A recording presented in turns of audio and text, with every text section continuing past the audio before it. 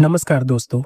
आज मैं आपको सुनाने जा रहा हूँ एक ऐसी कहानी जो शायद आपकी ज़िंदगी की दिशा बदल दे। ये सिर्फ़ किताब की कहानी नहीं है, बल्कि ये उस इंसान की आत्मकथा है जिसने सब कुछ पाया और फिर सब कुछ छोड़ दिया। ये कहानी है the monk who sold his Ferrari की, जिसे लिखा है रॉबिन शर्मा ने। सोचिए, आपके पास सब कुछ है, पैसा, नाम, शोहरत, गाड़ियाँ, बड़े-बड़े घर, हर वो चीज़ जिसकी एक आम इंसान ख्वाहिश करता है। लेकिन अचानक एक दिन आपको एहसास होता है कि ये सब होने के बावजूद आपका दिल खाली है, आप खुश नहीं हैं। यही कहानी है जूलियन मेंटल की। जूलियन एक बहुत ही सफल वकील था। लोग उसे न्यूयॉर्क के सबसे चमकदार और ताकतवर वकीलों में गिनते थे। उसकी अदालत में एंट्री ही किसी फिल्मी हीरो जैसी होती थी। कोर्ट में उसका तर्क इतना दमदार होता था कि सामने वाला वकील कुछ कहने की हिम्मत ही नहीं करता था। बाहर निकलते ही अखबारों वाले उसकी तस्वीर खींचते, टीवी वाले उसका इंटरव्यू लेने के लिए पीछे भागते और उसकी लाइफस्टाइल, वो तो किसी हॉलीवुड स्टार से कम नहीं थी। एक आलीशान हवेली, महंगी स्पोर्ट्स कार और दुनिया की हर सुख सुविधा उसके पास थी। लेकिन दोस्तों, सच ये है कि जूलियन अंदर से टूट चुका था। उसके चेहरे पर हंसी होती थी, लेकिन दिल में एक अजीब-सी बेचैनी। उसके पास नींद नहीं थी, शांति नहीं थी और ना ही कोई सच्ची खुशी।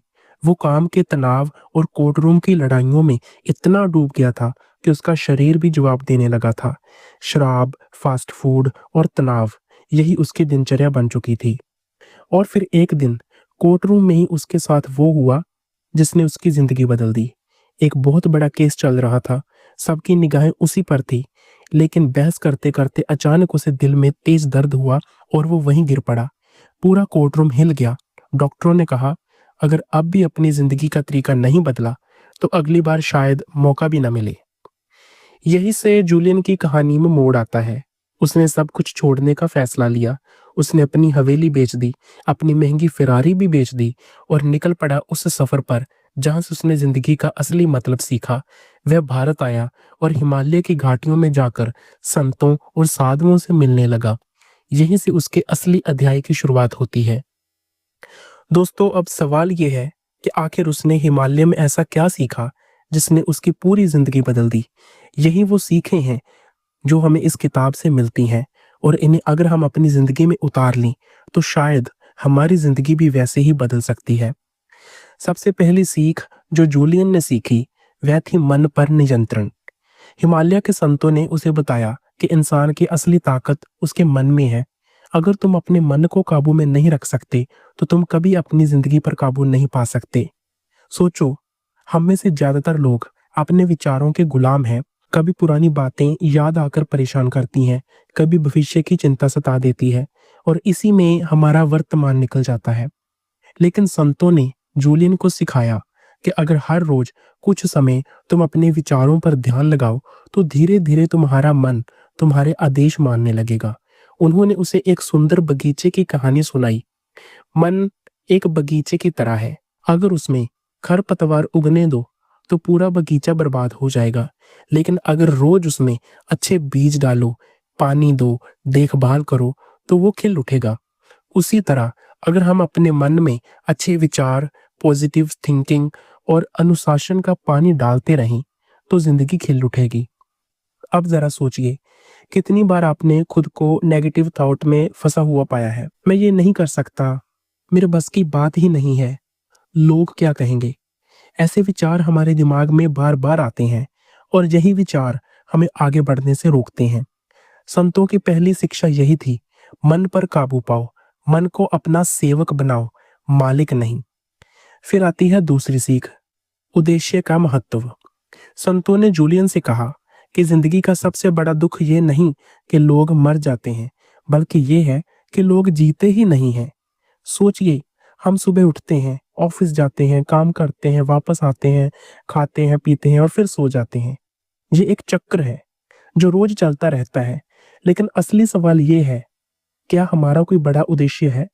क्या हम किसी मकसद के लिए जी रहे हैं या बस जीने के लिए ही जी रहे हैं? जूलियन को समझ आया कि उसके पास सब कुछ था, लेकिन कोई मकसद नहीं था और इसलिए उसकी जिंदगी खाली थी। जब उसने संतों से ये सीखा तो उसने अपना मकसद खोला, दूसरों को प्रेरित करना, उन्हें सही राह दिखाना। दोस्तों, जब तक हमारे पास एक स्पष्ट मकसद नहीं होता, हमारी जिंदगी बिना पतवार की नाव की तरह होती है, जो बस इधर-उधर बहती रहती है। तीसरी सीख थी अनुशासन। संतों ने जूलियन को बताया कि सपने देखना आसान है, मकसद तय करना आसान है, लेकिन उस तक पहुंचने के लिए अनुशासन चाहिए। अगर अनुशासन नहीं है, तो कोई भी मकसद अधूरा रह जाएगा। उन्होंने कहा, छोटी-छोटी आदतें बड़े-बड़े बदलाव लाती हैं। सोचिए, अगर आप रोज सुबह सिर्फ 30 मिनट पढ़ना शुरू कर दें, तो 1 साल में आप दर्जनों किताबें पढ़ सकते हैं। अगर रोज 20 मिनट एक्सरसाइज करना शुरू कर दें, तो कुछ ही महीनों में आपका शरीर बदल सकता है। यही है अनुशासन की ताकत। जूलियन ने सीखा कि अनुशासन ही इंसान को महान बनाता है। दोस्तों, इन 3 सीखों ने ही जूलियन को अंदर से बदलना शुरू कर दिया। पहले वो दौड़ रहा था, लेकिन समझ नहीं पा रहा था कि कहाँ जाना है। अब उसने रुककर सोचना शुरू किया, अपने मन को शांत करना शुरू किया और अपने मकसद की तलाश करनी शुरू की। अब मैं आपसे एक सवाल पूछना चाहता हूँ, आपकी ज़िंदगी का उद्देश्य क्या है? अगर कल सब कुछ छिन जाए, पैसा, गाड़ियाँ, नौकरी, तो क्या बचेगा? अगर जवाब सिर्फ कुछ नहीं है, तो शायद ये किताब आपके लिए भी एक आईना है। क्योंकि दोस्तों, जूलियन ने अपनी फेरारी बेची, लेकिन उसके बदले में उसने पाया शांति, संतोष और जीने का असली कारण, और यही असली दौलत है। जूलियन की अगली सीख थी समय का महत्व। संतों ने उससे कहा कि इंसान सोचता है कि उसके पास बहुत समय है, लेकिन सच्चाई ये है कि समय सबसे कीमती पूंजी है।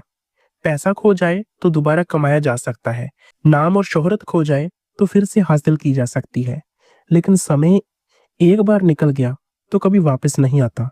यही वजह है कि बुद्धिमान लोग अपने समय को सोने से भी ज्यादा कीमती मानते हैं। जूलियन को बताया गया कि हर दिन एक तोहफा है, और जो इसे बेकार चीजों में खर्च करता है, वो दरअसल अपनी जिंदगी ही गंवा रहा है।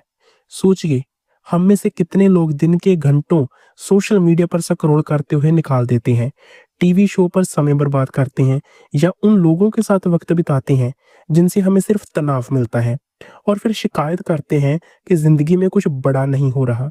संतों ने जूलियन को समझाया कि अगर हर दिन को मकसद के साथ जिया जाए, अगर हर घंटे को सही दिशा में लगाया जाए, तो इंसान वो हासिल कर सकता है जिसकी उसने कभी कल्पना भी नहीं की। समय का महत्व समझाने के लिए उन्होंने एक उदाहरण दिया। उन्होंने कहा, मान लो किसी बैंक में तुम्हारे अकाउंट में रोज 86,400 रुपए डाले जाते हैं। तुम्हें उन्हें उसी दिन खर्च करना है, वरना वो पैसे जलकर राख हो जाएंगे। तुम क्या करोगे?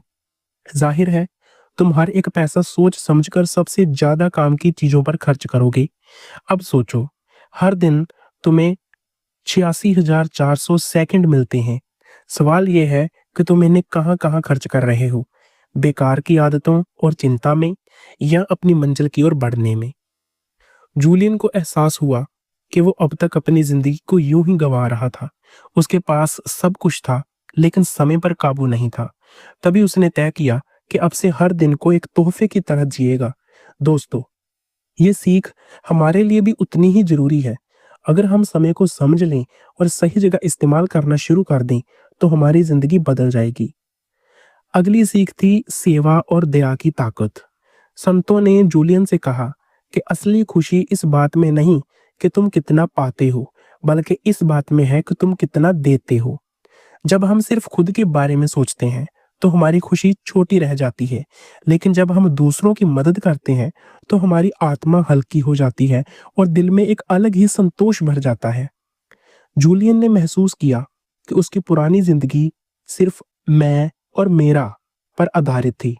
वो सोचता था कि ज्यादा से ज्यादा जीतना, ज्यादा से ज्यादा कमाना, यही सब कुछ है। लेकिन जब उसने दूसरों की सेवा करना शुरू किया, तो उसे असली सुख मिला। संतों ने उसे बताया कि दया और सेवा करने वाला इंसान ही सच्चे मायनों में महान है।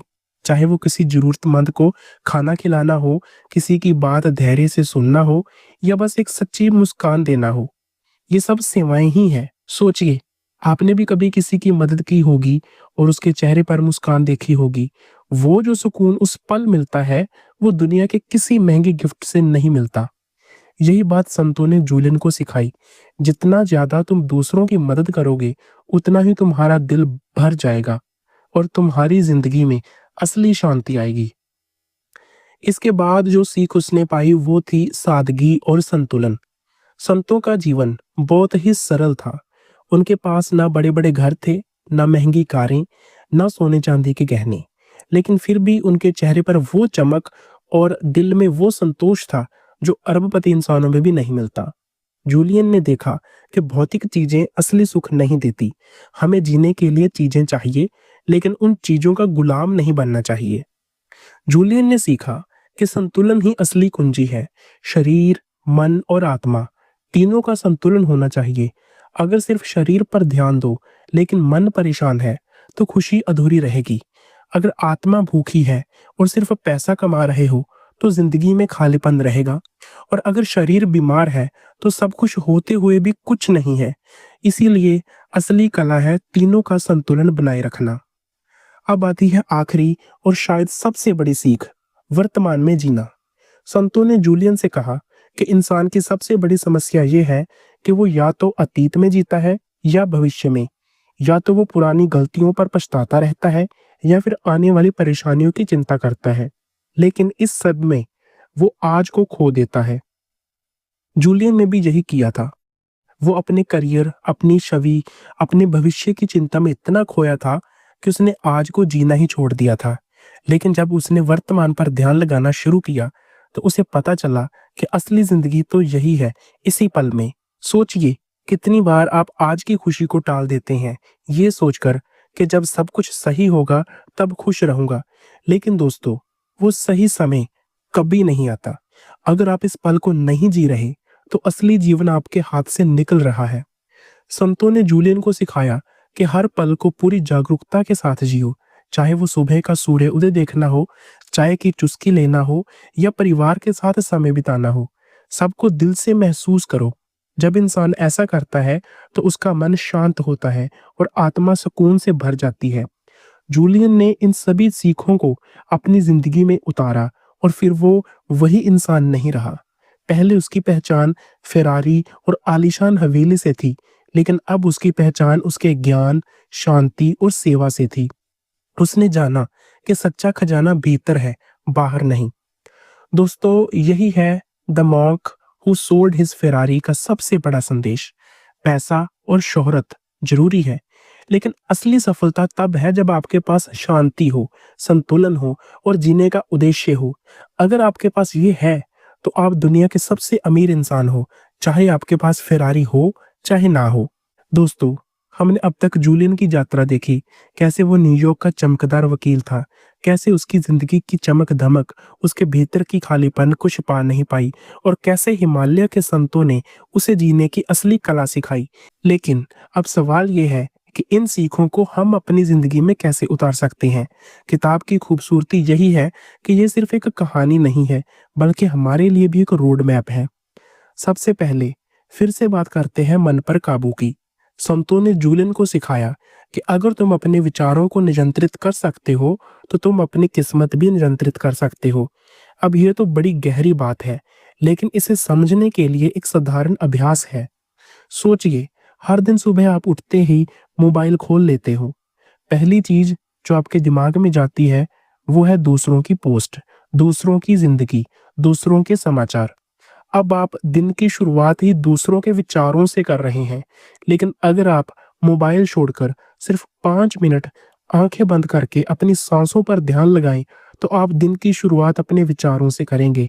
यही है मन पर नियंत्रण का पहला कदम।